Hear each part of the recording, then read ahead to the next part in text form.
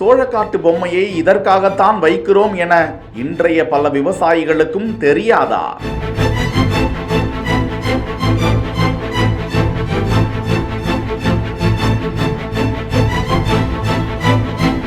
அது பறவைகளை விரட்டுவதற்கும் கண் திருஷ்டிக்காகவும் வைக்கப்படும் பொம்மை கிடையாதா?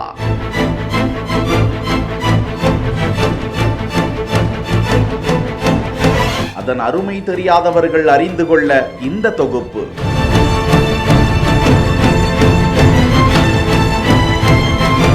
ஆயிரம் ஆண்டுகளுக்கு முன்னரே முன்னோர்கள் வயல்களில் பயிர்களை அழிக்கும் எலி, வெட்டுக்கிளி போன்ற பூச்சி இனங்களை அழிப்பதற்காக இந்த பொம்மையை ஏற்படுத்தி வைத்தார்களாம். முதலில் பானை ஒன்றை எடுத்து அதன் மேல் சுண்ணாம்பு தடவி அதில் கரும்புள்ளிகள் வைத்து பேண்ட் சட்டையெல்லாம் போட்டுவிட்டு மனித உடல் போன்ற தோற்றத்தை ஏற்படுத்த அது பறவைகளை ஈர்க்கும். வயல்வெளிக்கு நடுவே அமைக்கப்படும் இந்த பொம்மையின் மீது ஏறி உயர அமர்ந்து இந்த பயிர் அழிப்பு பூச்சி இனங்களை அடையாளம் கண்டு பறவைகள் சாப்பிடுவதற்காக அமைக்கப்பட்ட பொக்கிஷம் என மட்பாட் என்கிற இன்ஸ்டா பக்கத்தில் இது குறித்த விழிப்புணர்வு காணொளி வெளியிடப்பட விவசாயிகளும் அது சார்ந்த பல கருத்துக்களை பதிவிட்டு வருகிறார்கள்.